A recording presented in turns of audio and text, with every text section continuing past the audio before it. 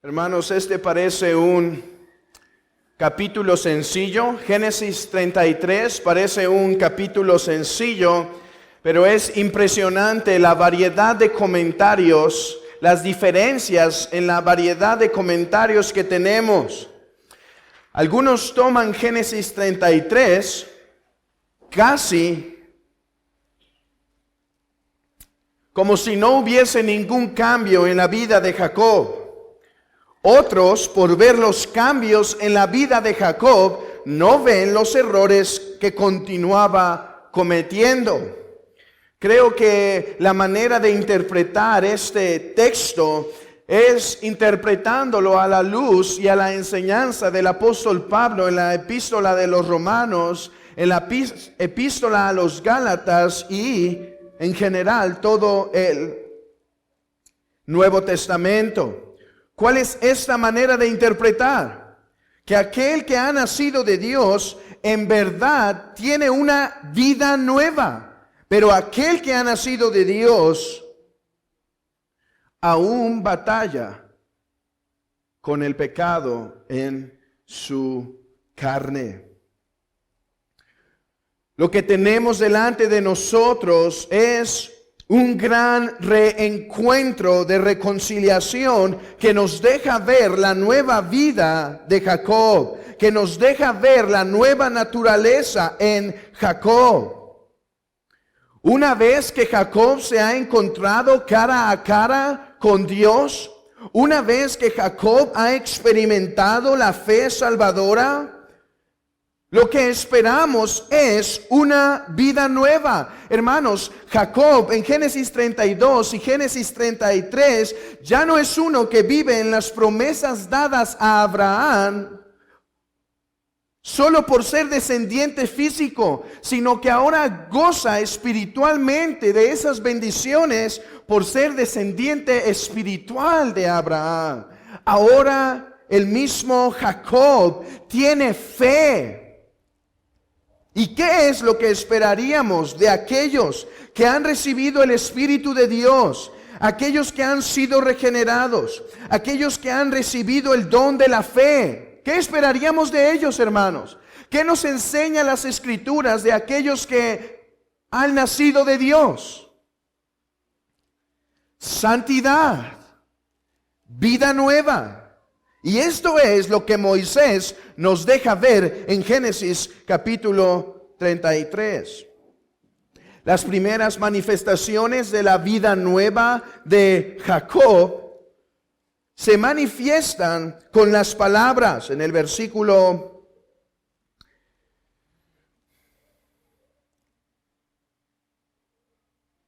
3.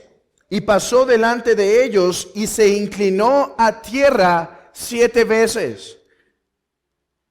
Cuando leemos este texto, debe venir a nuestras mentes, hermanos, la bendición que Jacob recibió por causa de engañar a su padre. ¿Cuál fue la bendición que Jacob recibió? Y naciones se inclinen ante ti. Jacob recibe aquella promesa que las naciones se inclinarían. Pero ahora se acerca, miren esta escena, hermanos. Ahora se acerca a Esaú, aquel a quien le robó esta promesa, de aquel de quien tomó esta promesa de manera ilegítima. ¿Y qué es lo que hace Jacob? Se inclina 7 veces a manera de reverencia, como una forma de pedir perdón a su hermano por aquello que le robó.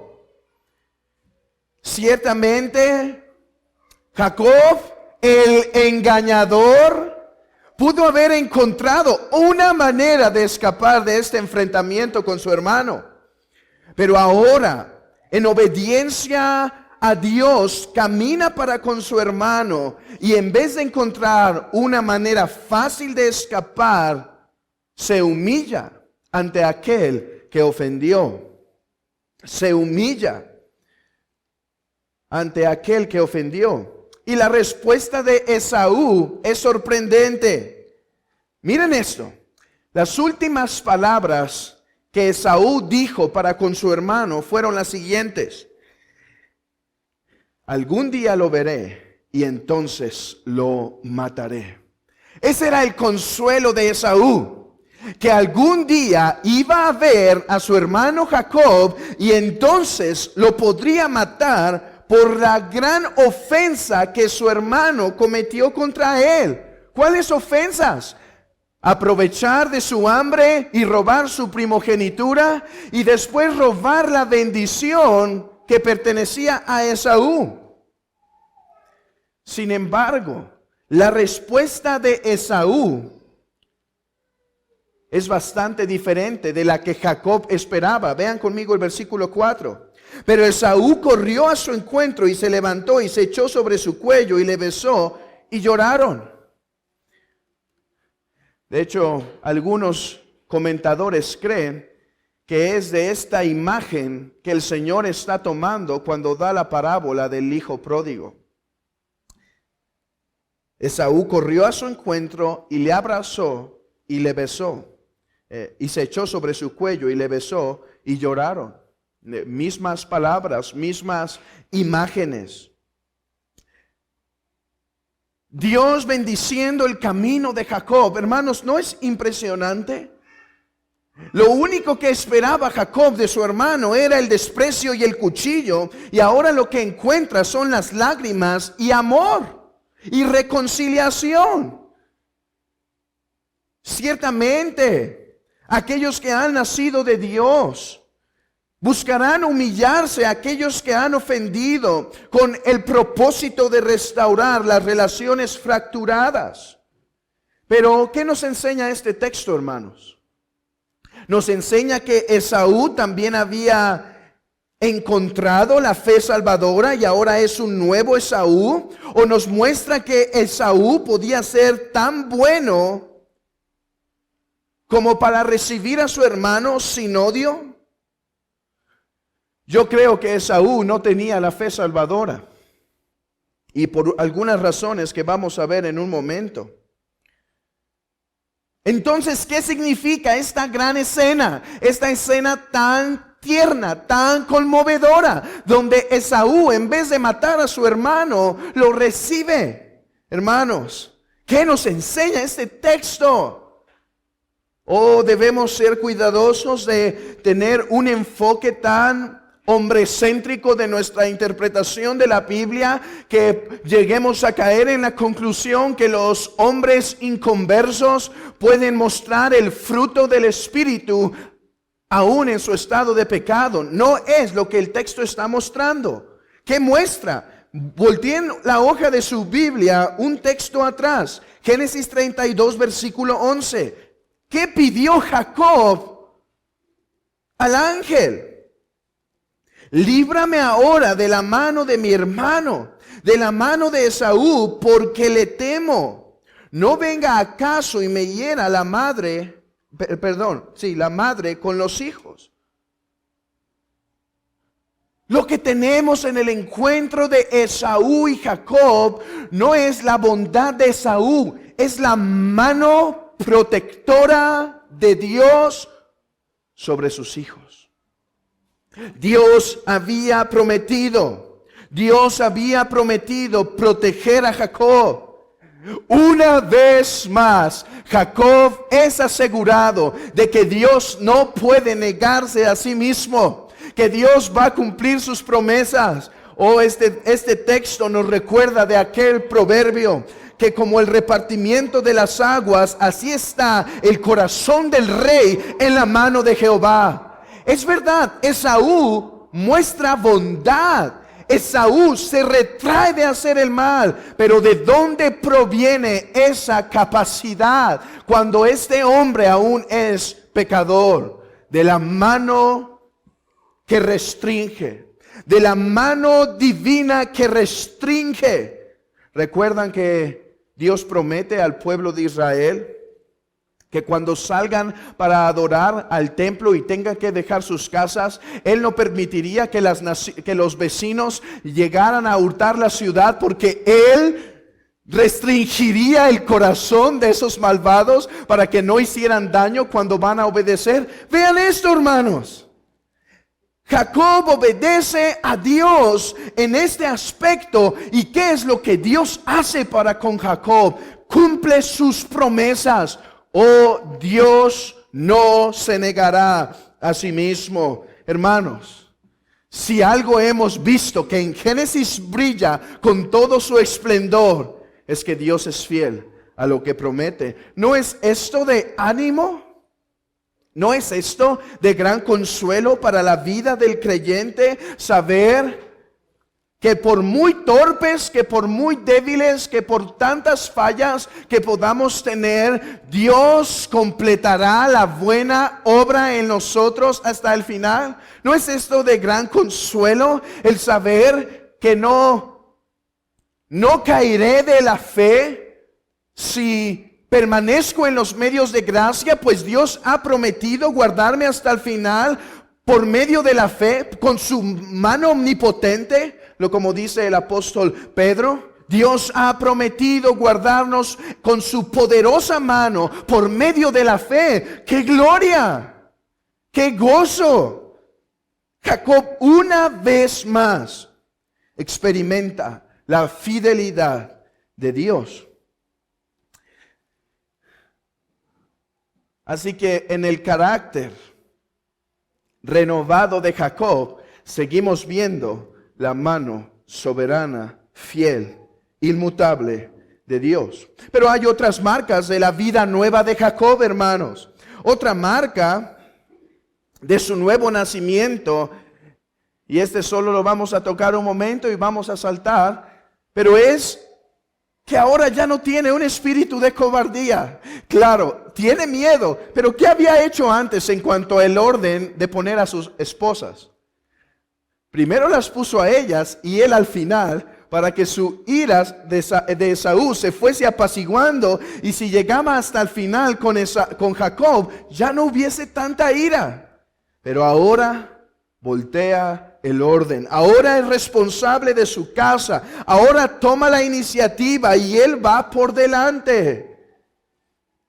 Pero además, el lenguaje de Jacob, y esta es la causa por la cual creo que Esaú no había experimentado, creo esto por lo que dice el Nuevo Testamento, que es un ejemplo de un apóstata Esaú, por lo tanto no fue nunca un regenerado.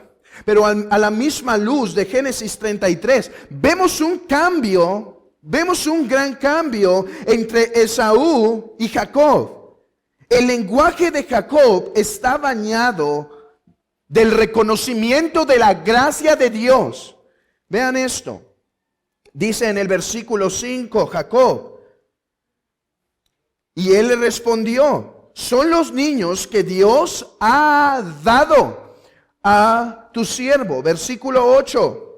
Y Esaú dijo: ¿qué te propones con estos grupos que he encontrado? Y Jacob respondió: el hallar gracia a los ojos de mi Señor. Y más adelante dice: Dios me ha hecho merced. Dios ha tenido conmigo misericordia. Dios ha tenido para conmigo favor. Hermanos, a diferencia de Esaú, cuando dice: yo tengo suficiente.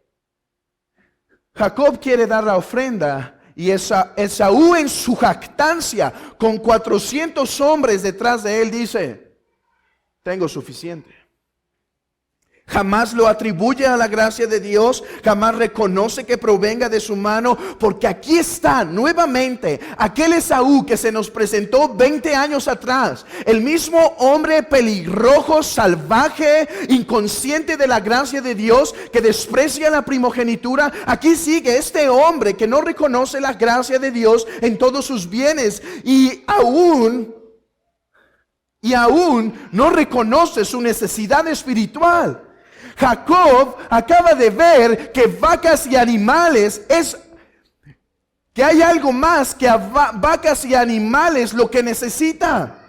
Hay algo más que bienestar material, que bienestar matrimonial, y es tener paz con Dios, la bendición de Dios. Pero aquí está Esaú, lleno de provisiones, lleno de animales, y dice, tengo suficiente. ¿Cuántos que están aquí esta mañana no dicen de esa misma manera? Tengo suficiente, tengo carro, tengo casas, tengo esposa, tengo hijos, tengo suficiente. Mi amigo, pero ¿tienes paz con Dios? Oh, hermanos, esto es algo en lo que nos gloriamos. La paz con Dios. Esaú es descrito por el apóstol Pablo que habiendo conocido a Dios no le glorificaron ni le dieron gracias.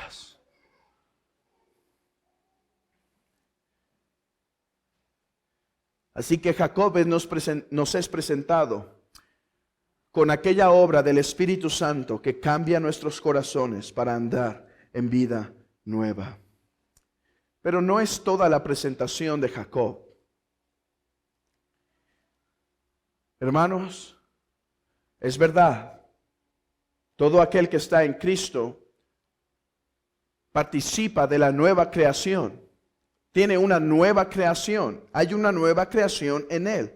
Pero en esta era, en este siglo, seguimos batallando con el pecado. Y aquí se nos presenta Jacob en esa realidad. Vean esto.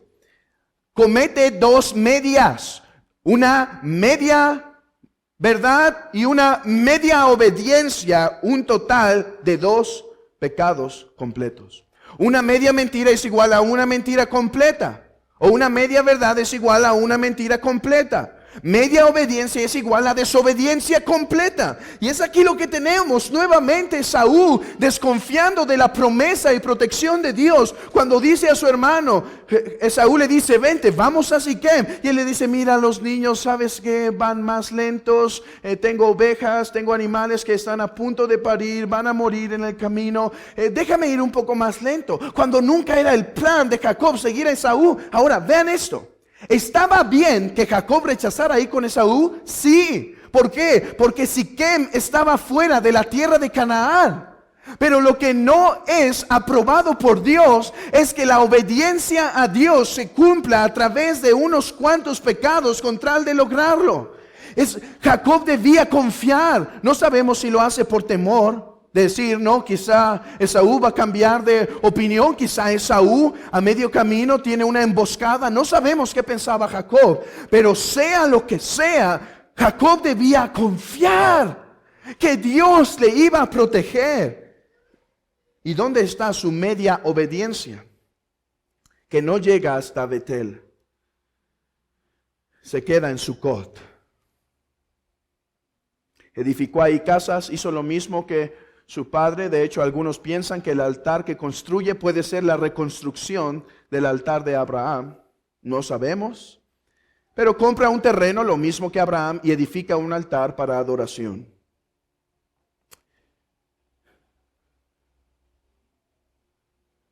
Hermanos, media obediencia a los mandamientos y la voluntad de Dios es desobediencia completa. Hay algo que Dios nos está requiriendo y sin embargo nosotros solo nos quedamos a medias. Oh, hermanos, veamos que la mayoría de nuestras desobediencias proviene de una falta de confianza en las promesas de Dios.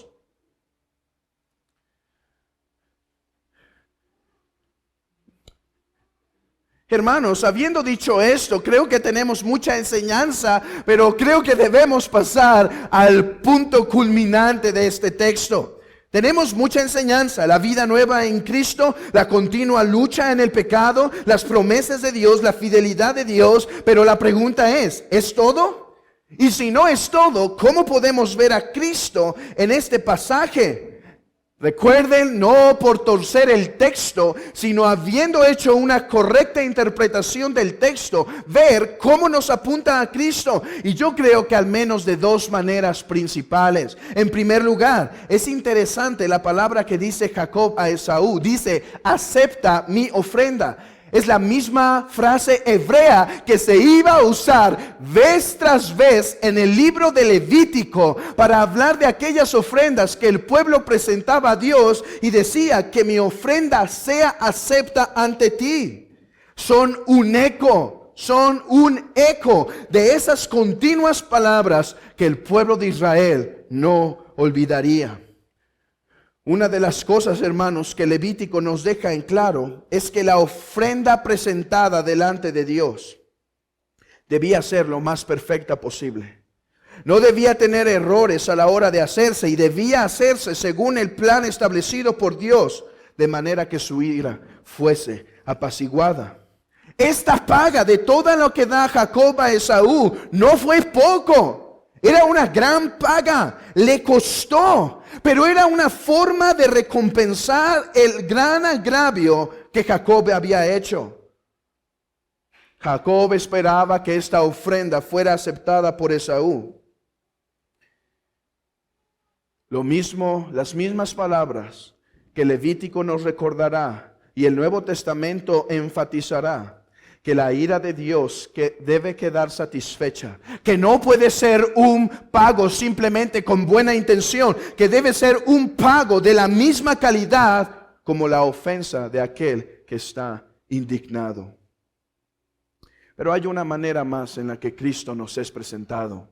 No solo como el sacrificio perfecto que satisface plenamente la ira de Dios. Hermanos, hermanas, niños que están aquí, si algo deben saber del Evangelio, si algo deben comprender, es que la ira de Dios contra el pecador solo está satisfecha en la persona y obra de Cristo, nadie más. Que no venimos aquí para tratar de satisfacer la ira de Dios, que no hacemos buenas obras para tratar de satisfacer la ira de Dios, que estamos aquí porque uno ha satisfecho esa ira y ahora tenemos acceso directo al trono de la gracia para alcanzar misericordia y socorro. Niño que estás aquí, solo puedes tener paz con Dios por medio del Señor Jesucristo. Dios está airado contra el pecador todos los días. Y solo en Cristo hay perdón de tus pecados. Si esto lo puede entender un niño, ¿cuánto más, amigo, que estás aquí?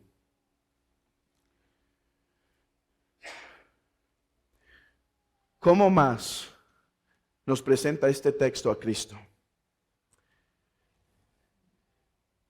Hay varias maneras en que el Antiguo Testamento nos habla de Cristo, a veces por tipologías, a veces por instituciones y demás.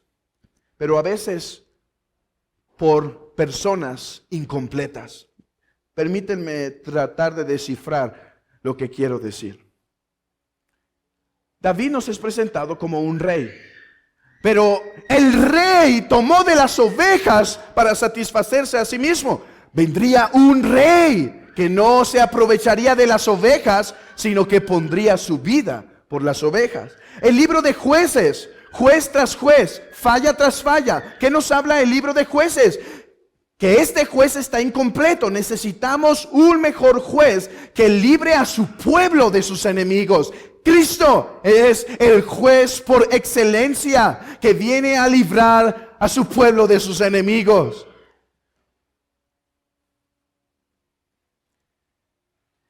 Jacob nos presenta con la necesidad de un mejor Jacob. Uno que, habiendo recibido la promesa de Dios, no cae en pecado por el temor, no cae en incredulidad por sus circunstancias, sino que habiendo recibido la promesa en la eternidad, que después de su muerte sacrificial recibiría una herencia, es firme en su propósito hasta el final.